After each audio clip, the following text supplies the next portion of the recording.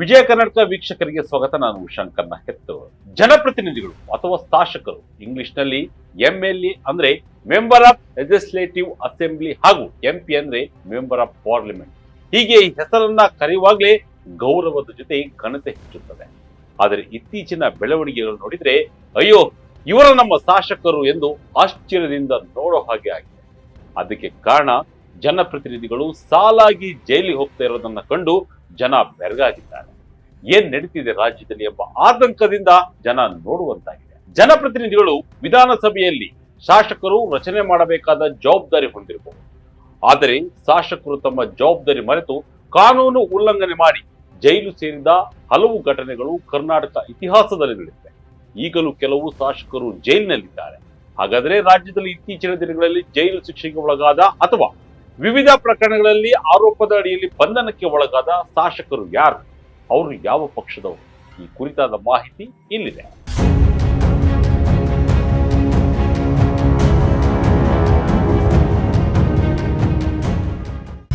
K R Puram ಕ್ಷೇತ್ರದ ಬಿಜೆಪಿಯ ಶಾಸಕ ಬಂಧನ. ಬೈರತಿ ಬಸವರಾಜು ವಿರುದ್ಧ ಏನ್ ಕೇಸ್? ಕೆಆರ್ ಪುರಂ ವಿಧಾನಸಭಾ ಕ್ಷೇತ್ರದ ಬಿಜೆಪಿಯ ಶಾಸಕ ಬೈರತಿ ಬಸವರಾಜ್ ಅವರನ್ನ ಬಂಧನಕ್ಕೆ ಒಳಪಡಿಸಲಾಗಿದೆ. ಬಿಕ್ಲು ಶಿವು ಕೊಲೆ ಪ್ರಕರಣದಲ್ಲಿ ಬೈರತಿ ಬಸವರಾಜ್ 5ನೇ ಆರೋಪಿ ಆಗಿದ್ದಾರೆ. ಹೈಕೋರ್ಟ್ನಿಂದ ಜಾಮೀನು ನಿರಾಕರಿಸಲಾಗಿತ್ತು. ನಂತರದಲ್ಲಿ ಸುಪ್ರೀಂ ಕೋರ್ಟ್ ಕದ ತಟ್ಟಿದ್ದರು. ಸುಪ್ರೀಂ ಕೋರ್ಟ್ನಲ್ಲೂ ಬೈರತಿರವರ ಜಾಮೀನು ನಿರಾಕರಣೆ ಆದ ಹಿನ್ನೆಲೆಯಲ್ಲಿ ಅವರನ್ನ ಬೆಂಗಳೂರು ಅಂತಾರಾಷ್ಟ್ರೀಯ ವಿಮಾನ ನಿಲ್ದಾಣದಲ್ಲಿ ಸಿಐಡಿ ಪೊಲೀಸರು ವಶಕ್ಕೆ ಪಡೆದುಕೊಂಡಿದ್ದಾರೆ. ಇದೀಗ ಪ್ರಕರಣಕ್ಕೆ ಸಂಬಂಧಿಸಿದಂತೆ ಪೊಲೀಸರು ಬೈರತಿ ಬಸವರಾಜ್ ಅವರನ್ನ ವಿಚಾರಣೆಗೆ ಒಳಪಡಿಸುತ್ತಿದ್ದಾರೆ. ಕಾಂಗ್ರೆಸ್ ಶಾಸಕ ವಿನಯ್ ಕುಲಕರ್ಣಿಗೂ ಜೈಲೇ ಗತಿ. ಹುಬ್ಬಳ್ಳಿಯ ಬಿಜೆಪಿಯ ಮುಖಂಡ ಯೋಗೀಶ್ ಗೌಡ ಕೊಲೆ ಪ್ರಕರಣದಲ್ಲಿ ಧಾರವಾಡ ಪಶ್ಚಿಮ ವಿಧಾನಸಭಾ ಕ್ಷೇತ್ರದ ಕಾಂಗ್ರೆಸ್ ಶಾಸಕ ವಿನಯ್ ಕುಲಕರ್ಣಿ ಜೈಲಿನಲ್ಲಿದ್ದಾರೆ. ಪರಪ್ಪನ ಅಗ್ರಹಾರ ಜೈಲಿನಲ್ಲಿರುವ ಅವರು ಜಾಮೀನು ಅರ್ಜಿ ಸಲ್ಲಿಸಿದ್ರು. ಆದರೆ ಅವರ ಜಾಮೀನು ಅರ್ಜಿಯನ್ನ ಹೈಕೋರ್ಟ್ ತಿರಸ್ಕರಿಸಿದೆ. ಜನವರಿ 27ರಂದು ನ್ಯಾಯಮೂರ್ತಿ ಸುನಿಲ್ ದತ್ ಯಾದವ್ ಅವರಿದ್ದ ಏಕಸದಸ್ಯ ಪೀಠ ಆದೇಶ ಪ್ರಕಟಿಸಿತ್ತು. ಕೊಲೆ ಪ್ರಕರಣದಲ್ಲಿ ಬಂಧಿತರಾಗಿದ್ದ ಕುಲಕರ್ಣಿ ಅವರಿಗೆ 2021ರ ಆಗಸ್ಟ್ ತಿಂಗಳಲ್ಲಿ ಸುಪ್ರೀಂ ಕೋರ್ಟ್ ಜಾಮೀನು ಮಂಜೂರು ಮಾಡಿತ್ತು. ಆದರೆ ವಿನಯ್ ಕುಲಕರ್ಣಿ ಸಾಕ್ಷಿಗಳಿಗೆ ಬೆದರಿಕೆ ಹಾಕಿರುವ ಆರೋಪ ಕೇಳಿಬಂದಿತ್ತು.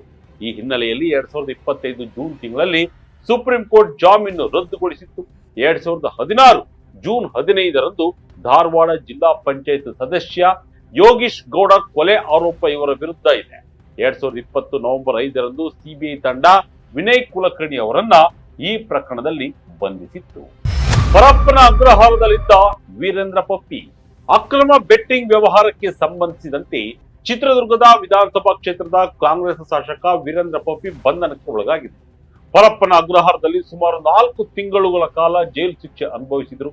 ಪಪ್ಪಿ ವಿರುದ್ಧ ಅಕ್ರಮ ಬೆಟ್ಟಿಂಗ್ ಆಪ್ ಮೂಲಕ ಹಣ ವರ್ಗಾವಣೆ ಆರೋಪವಿದೆ. ಜನಪ್ರತಿನಿಧಿಗಳ ವಿಶೇಷ ನ್ಯಾಯಾಲಯ ಅವರಿಗೆ 2025 ಡಿಸೆಂಬರ್ 3ರಂದು ಷರತ್ತುಬದ್ಧ ಜಾಮೀನು ಮಂಜೂರು ಮಾಡಿತ್ತು. ಇದನ್ನ ಪ್ರಶ್ನಿಸಿ ಇದೀಗ ಜಾರಿ ನಿರ್ದೇಶನಾಲಯ ಹೈಕೋರ್ಟ್ ಮೆಟ್ಟಿಲೇರಿದೆ. ಹೀಗಾಗಿ ವೀರೇಂದ್ರ ಪಪ್ಪಿ ಅವರಿಗೆ ಮತ್ತೆ ಆತಂಕ ಎದುರಾಗಿದೆ. ಸದ್ಯ ಇದೀಗ ಬೇಲ್ ಮೇಲೆ ಹೊರಗಿದ್ದಾರೆ. ಆಂಧ್ರದ ಗಡಿಭಾಗದಲ್ಲಿ ಬಂಧನಕ್ಕೊಳಗಾಗಿದ್ದ ಮುನಿರತ್ನ.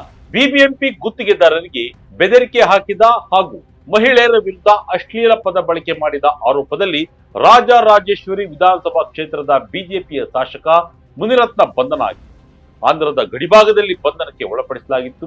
ಇದಾದ ಬಳಿಕ ಅತ್ಯಾಚಾರ ಆರೋಪದ ಹಿನ್ನೆಲೆಯಲ್ಲಿ ಆರ್ಆರ್ ನಗರದ ವಿಧಾನಸಭಾ ಕ್ಷೇತ್ರದ ಬಿಜೆಪಿಯ ಶಾಸಕ ಮುನಿರತ್ನ ನಾಯ್ಡು ವಿರುದ್ಧ ಪ್ರಕರಣ ದಾಖಲಾಗಿತ್ತು.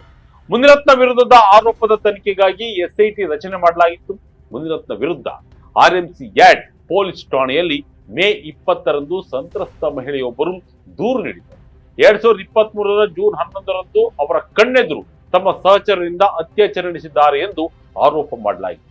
ದೂರಿನ ಅನ್ವಯ ಐಪಿಸಿ ಸೆಕ್ಷನ್ 376ಡಿ, 270, 323, 354, 504, 509 ಹಾಗೂ 34 ಅಡಿಯಲ್ಲಿ ಪ್ರಕರಣ ದಾಖಲಾಗಿತ್ತು. ಸದ್ಯ ಇದೀಗ ಈವರೆಗೂ ಕೂಡ ಬೇಲ್ನಲ್ಲಿ ಹೊರಗಿದ್ದಾರೆ.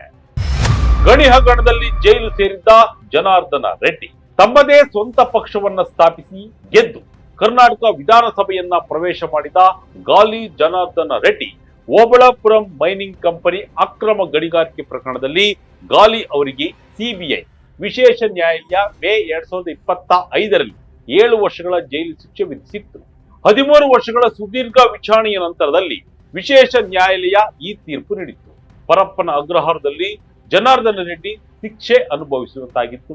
ನಂತರದಲ್ಲಿ ತೆಲಂಗಾಣ ಹೈಕೋರ್ಟ್ ಈ ಶಿಕ್ಷೆಯನ್ನ ಅಮಾನತುಗೊಳಿಸಿತು. ಇವರು ಕೂಡ ಸದ್ಯ ರಿಲೀಫ್ ನಲ್ಲಿದ್ದಾರೆ.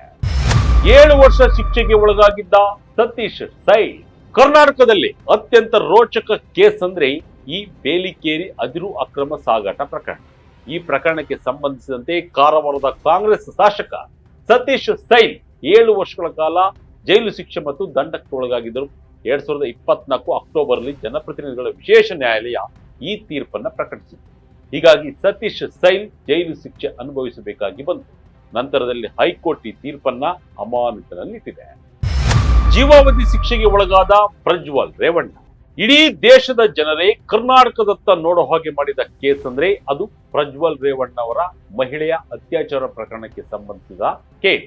ಮಾಜಿ ಸಂಸದ ಪ್ರಜ್ವಲ್ ರೇವಣ್ಣ ಇನ್ನೂ ಜೈಲು ಶಿಕ್ಷೆ ಅನುಭವಿಸುತ್ತಿದ್ದಾರೆ. ಜೀವಾವಧಿ ಶಿಕ್ಷೆಗೆ ಒಳಗಾಗಿರುವ ಅವರು ಪರಪ್ಪನ ಅಗ್ರಹಾರದ ಕಂಬಿ ಎಣಿಸ್ತಾ ಇದ್ದಾರೆ. ಮಹಿಳೆಯರ ಮೇಲಿನ ಅತ್ಯಾಚಾರ ಹಾಗೂ ವಿಡಿಯೋ ಚಿತ್ರೀಕರಣ ಆರೋಪ ಇವರ ವಿರುದ್ಧ ಇದೆ.